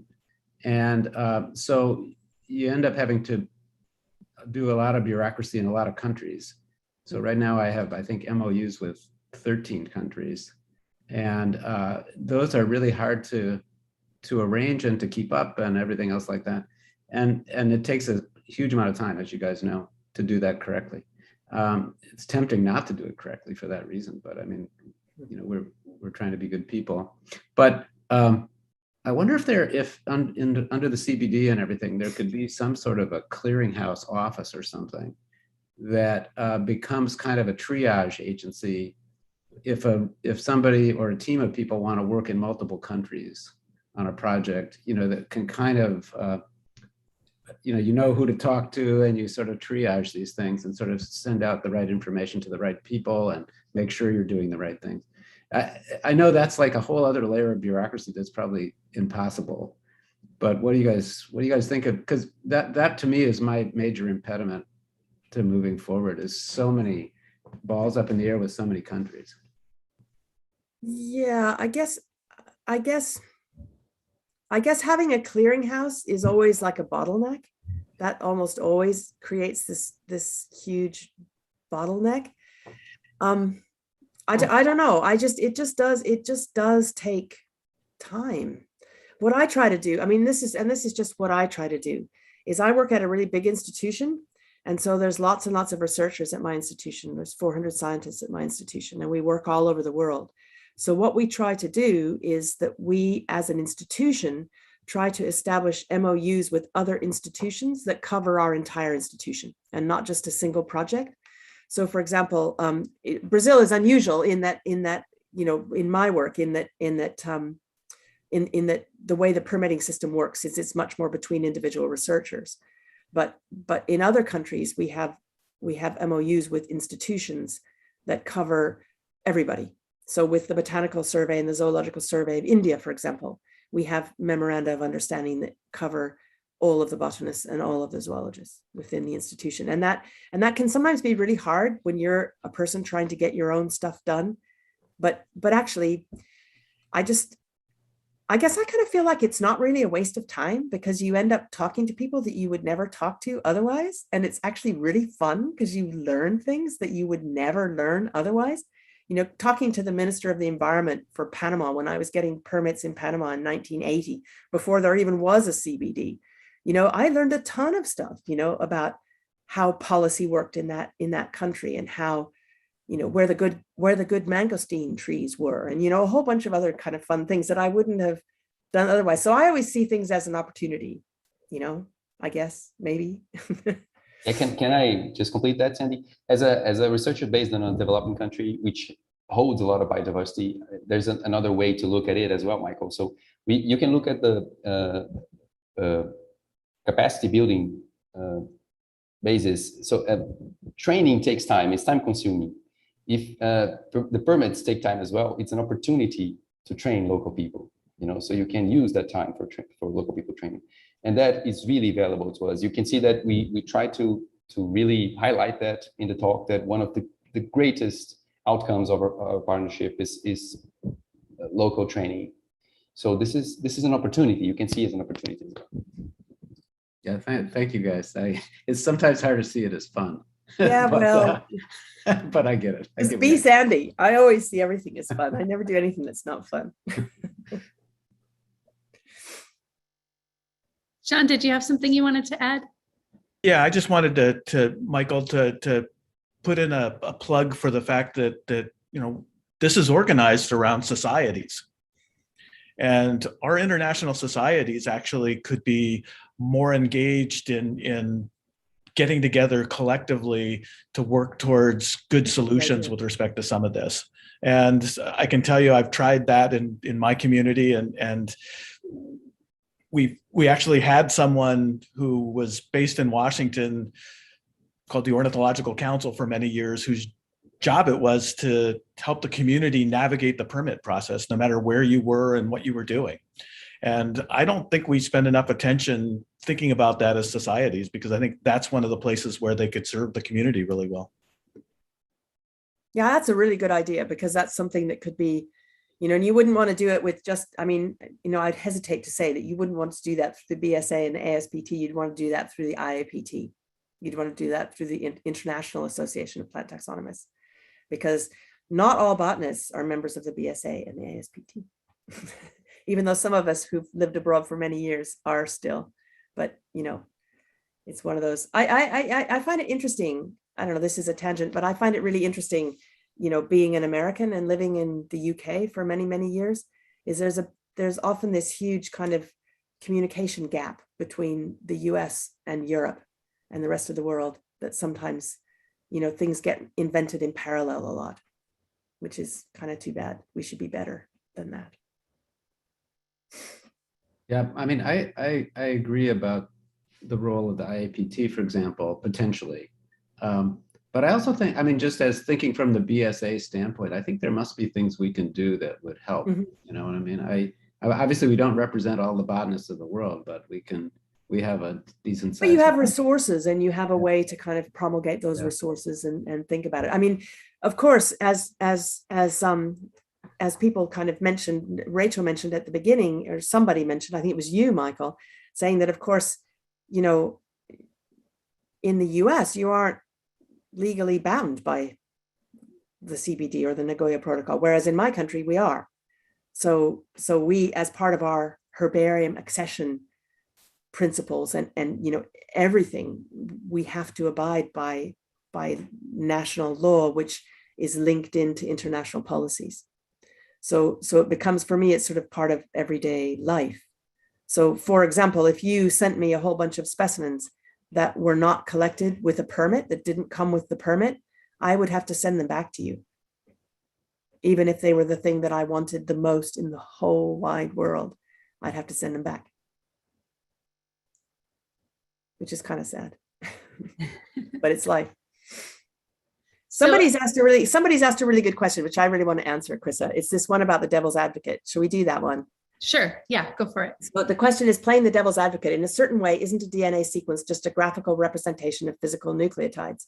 It's an artificial derivative project. And it seems like a slippery slope to put restrictions on some derivatives and not others. And actually, I completely agree with this. I don't agree with the fact that it's a kind of physical, that it's a picture representation, but actually it's always been confusing as to why we're having this kind of discussion about digital sequence information now, when in fact, the physical object is often what the digital sequence information comes from, and that is regulated. So it is a slippery slope. It's a slippery slope, but the physical object is already regulated. So actually the digital sequence information is already regulated as well. It's just that for some reason it's become disconnected. Great, I thanks. guess. Yeah, so just complementing that, in Brazil was never disconnected, Sandy. So this is totally, in Brazil, it's connected from the beginning, from the law from 2013. So it's totally connected. And it's also connected differently in different countries. So I can remember in another country, I had to get a special genetic resources permit to be allowed to use the sequence information from the plants that I had collected. But now in that same country, it's actually part of the whole permitting process, and it's more like it is in Brazil. So things change. And I guess even if a decision comes out of Kunming, which it'll probably be something like what's come out of COP26 in Glasgow and be really fuzzy, is we're going to have a hard time figuring out how to implement it on a big scale, because it's all going to be interpreted nationally. It seems like we have a lot of questions about permits. The next one says, it seems like only larger projects will be able to handle the complicated permit process. Many startup projects simply don't have enough resources, which would prohibit many would-be projects. Any thoughts on this? Leandro, do you want to address that? Because I think we're pretty small. You and I kind of doing Brazil, we're pretty small. Yeah, no, I think whoever is asking the question is right. I mean, sometimes it's prohibitive because of that, but collaboration always helps. But mainly, I would like to send a message to people in charge. So in order to do research, we need bigger projects. So this is a message to the government. We need bigger projects if you want to do things right and implemented by the law. That's a necessity. It's a necessity, and that's a message to the Brazilian government itself. Well, it's also a message to funding agencies, because oftentimes you get funding to go to do a certain amount of work, and that certain amount of work kind of covers your airfare and the time that you're in the country, but it doesn't cover those 2 weeks at either end, which you need to negotiate the permitting process in the first place, even if you've started it ahead of time, and the export permit process at the other end.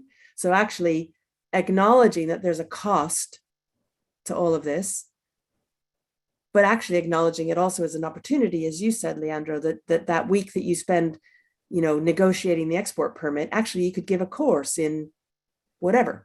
I mean, I tend to give courses on nomenclature, so very boring, but everyone likes them, so that's fine. Like them. So Tanisha, just complimenting. So I think that's important to think at something that is needed, but as Sandra said, this whole opportunity around it, but also this will take time to be implemented because things are changing. So we show that since we've started, a lot of things changed and we had to adapt. And not all these pitfalls are foreseen in advance. Some of them, they just see when they come to you, right?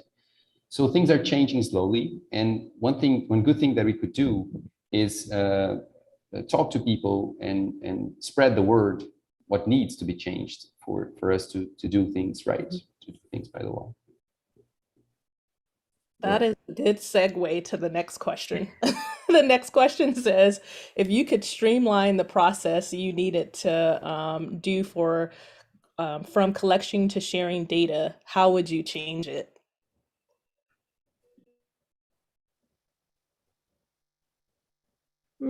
That's kind of a hard one, I guess. I guess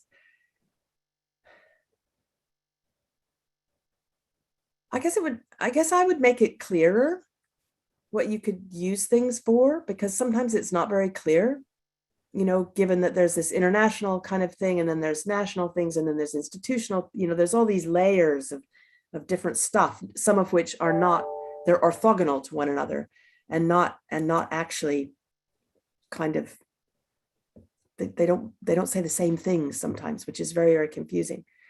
Yes, Yeah, and the other thing is, I'm not sure I would want to, in terms of the time, I always used to want to go and do things quickly and then go back. But actually, as I've got possibly less efficient and older, I just feel as though actually that time that I spend in the country, getting to know people, getting to know my collaborators, getting to know their students, getting to know, it's really valuable because it is partly building that kind of intergenerational community of scientists, all of whom work towards a common goal. Because that means when you kind of kick the bucket, that means there's all these people that you've interacted with who can do stuff, because you've spent time. Not that it's necessarily very kind of efficient time, but I think it's worth it. It just occurred to me, Sandy, that I was trying, I just remembered that we had some new species that came out during coffee time, right? Just talking to people, and some specimen pops up. Oh, that's a new species. So that's a really valuable time. Yeah. But one thing that I would like to suggest, Tanisha, is that while discussing this, well, the Nagoya Protocol is discussed throughout the country. So the processes for the permits, for example, one thing that could make things really easier is to standardize what is needed to process it. This would be amazing. Like, for example, that example of that paper that I've shown with the phylogenetics of a really broad distributed group of Selenium. It was a nightmare because we had to have permits for 6 countries, and each system is completely different. So standardizing what is needed at least would be something nice, and that could be discussed during the COPs, for example. Who knows where it could be discussed? Who knows? Yeah, but it would be nice to kind of, if the standardization across nations would be wonderful if it could happen.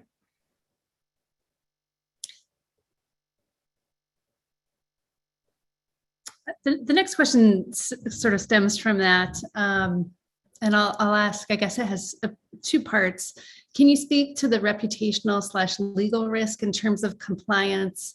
And then somewhat related, this idea of an international treaty, how might that help streamline policies and procedures with regard to DSI?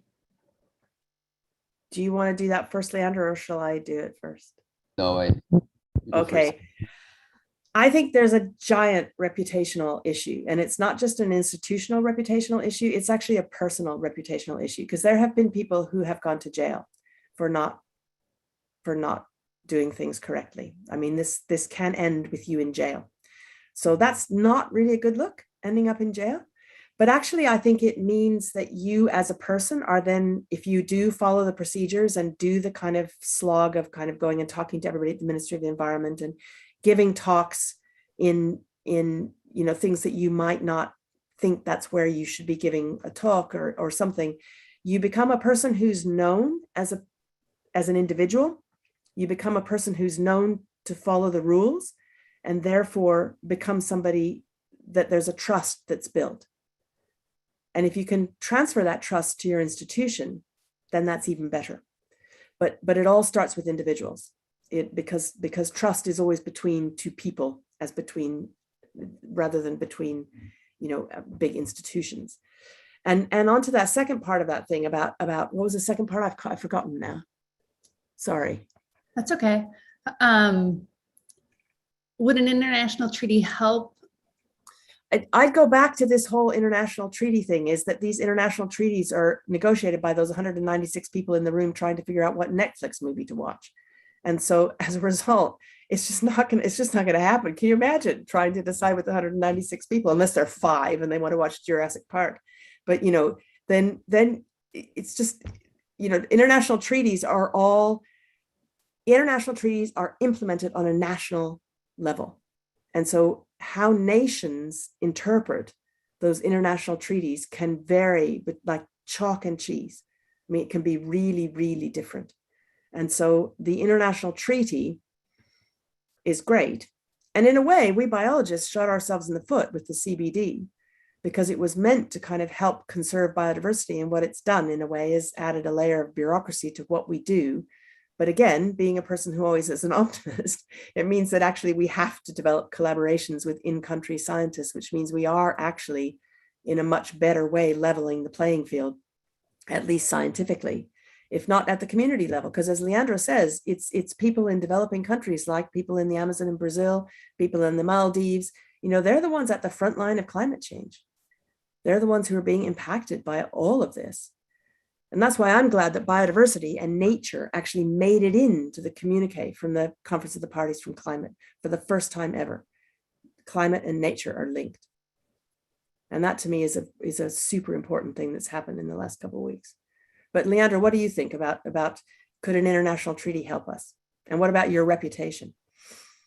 Well, I kind of think no, I kind of agree with what you said, Sandy. It's really hard to think on an international treaty that would satisfy them all.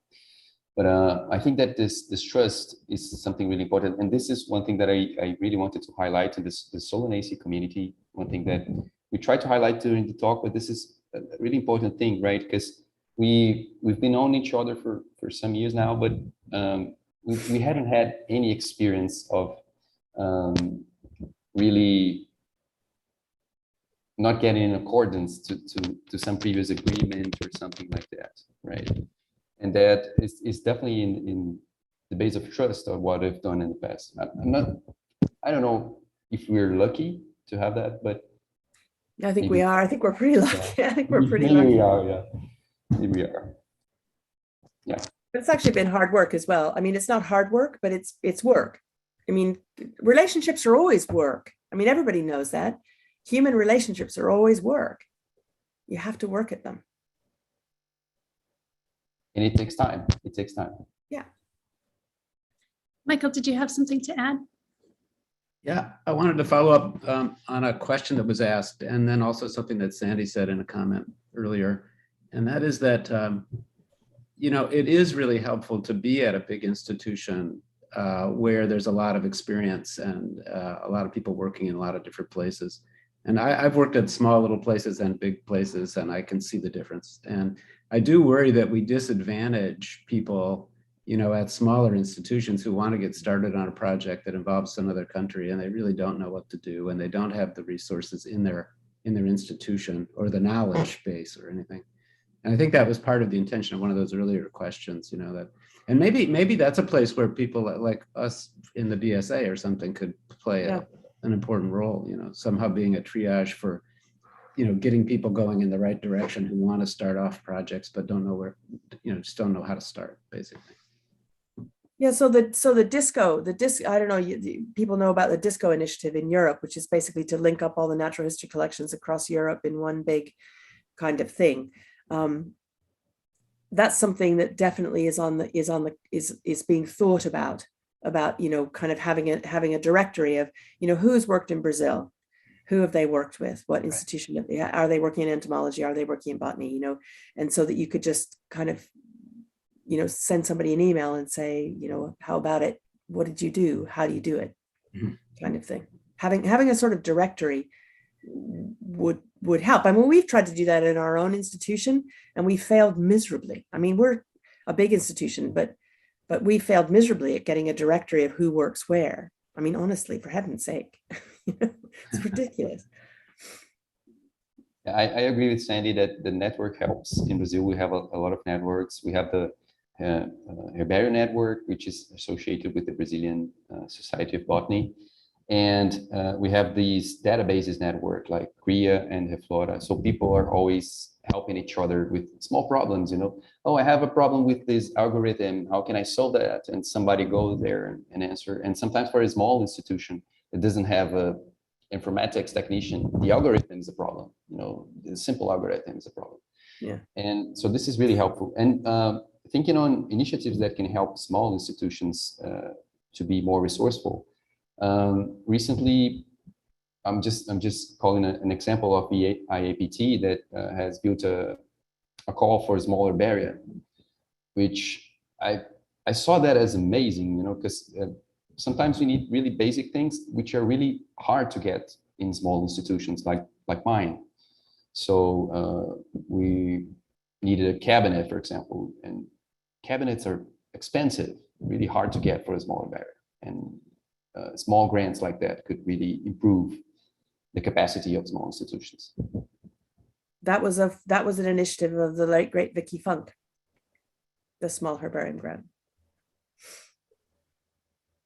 And just complementing, you can see the importance of small collections in the map I shown on the Amazonian Solanaceae. So suddenly it popped a red dot in the middle of nowhere, and that is a small collection. Yeah, somebody's asked a question about how does the Nagoya Protocol fit with the UNESCO recommendations on open science, which advocate open science. And this is a really good example of international bodies talking at cross purposes. You know, because UNESCO is UN, but it's the cultural arm of the UN as opposed to the kind of instrument arm of the UN. So yeah, so that's something that I think they need to think about.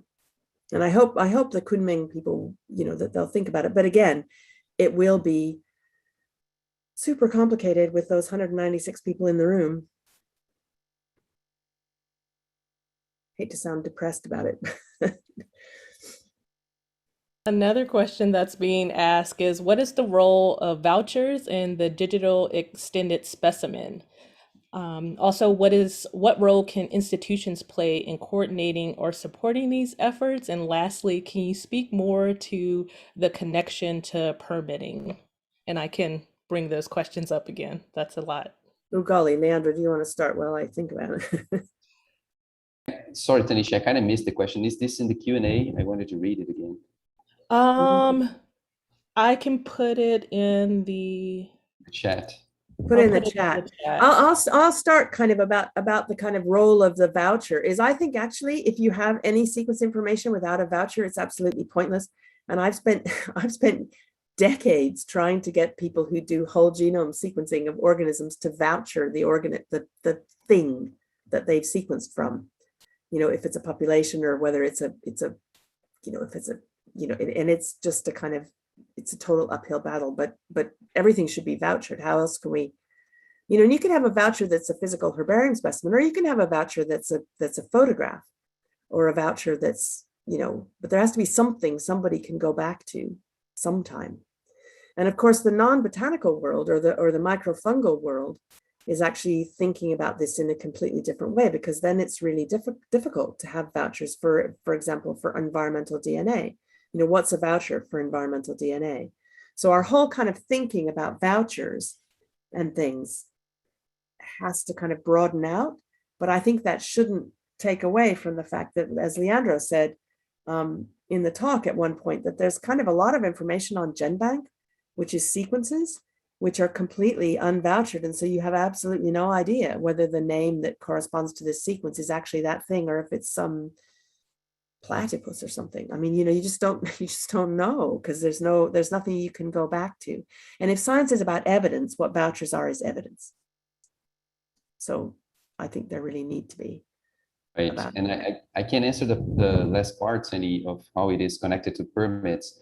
I'm gonna took the Brazilian example. So in Brazil, what you need a permit for is to the voucher. So when you export something as a duplicate, as we did to Sandy, for example, what is registered in Sysgen is the voucher itself.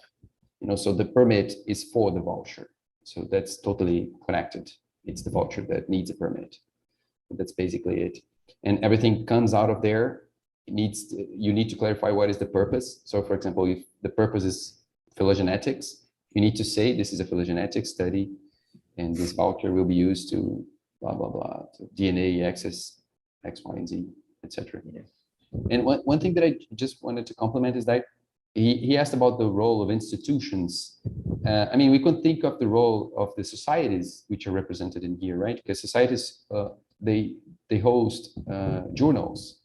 And one thing that could be improved is the policies within journals that for some areas are really strict. For example, for taxonomy and phylogenetics, we have a good policy for asking for vouchers, but for some journals of ecology, for example, we don't necessarily have. And journals could change that policy in order to improve the usage of the DSI. You know, or even change a policy to have vouchers that are that you have to have vouchers. I know the BSA and ASPT journals, and other journals that our community is involved with, generally you wouldn't publish something without an actual herbarium specimen voucher. But sometimes there's a lot of journals where stuff you can't figure out what anybody's used. So it becomes really difficult to assess that scientifically. And the literature is getting really big as well, in a kind of scary way.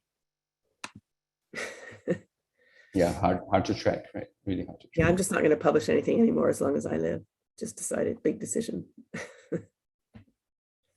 John, you've had your hand up for a while.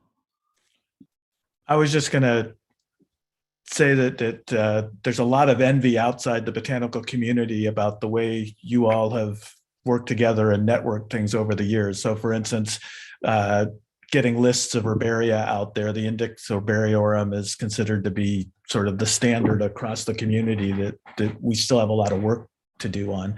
And I wanted to circle all the way back to the indigenous knowledge thing and ask the question.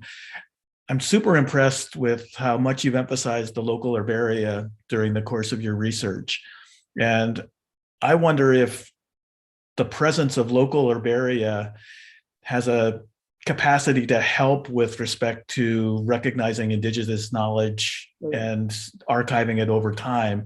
And then the last thing is that the other aspect of these local herbaria is monitoring, which is kind of the next step with respect to digital sequence information, is to be able to actually look at things over time.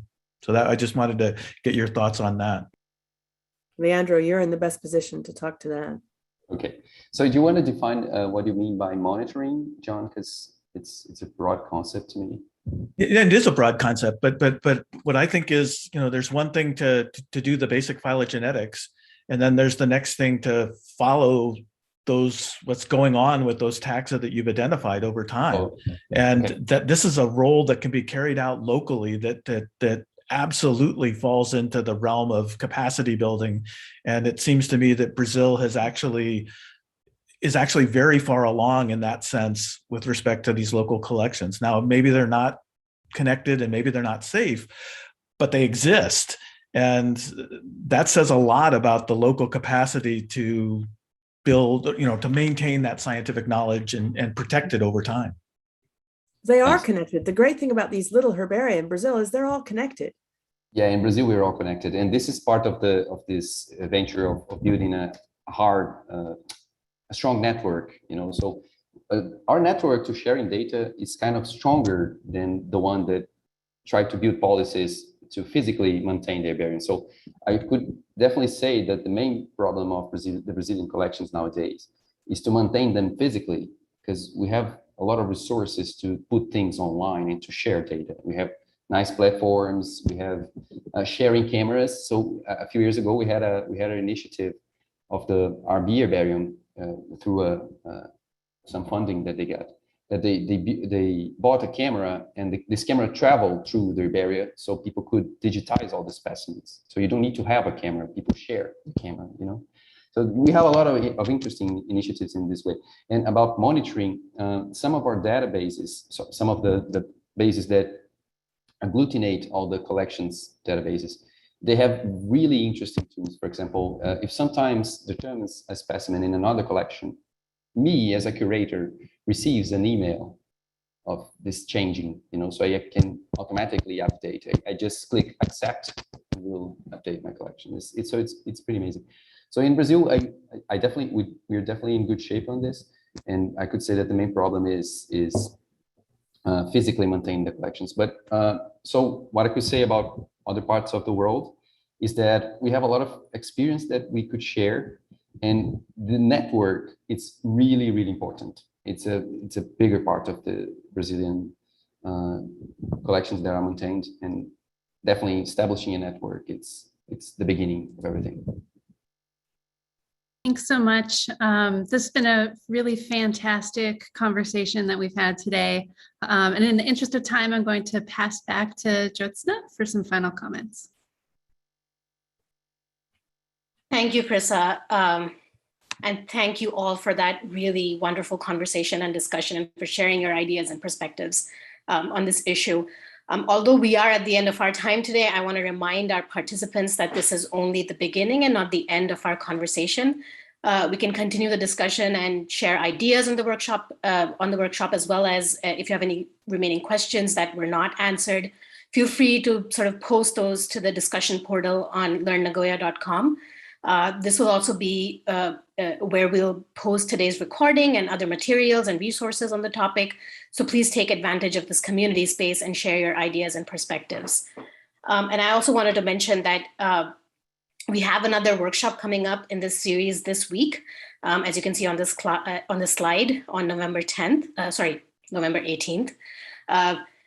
If you're interested in attending, please sign up and please visit our event page at io.aibs.org/Nagoya to learn more and to register.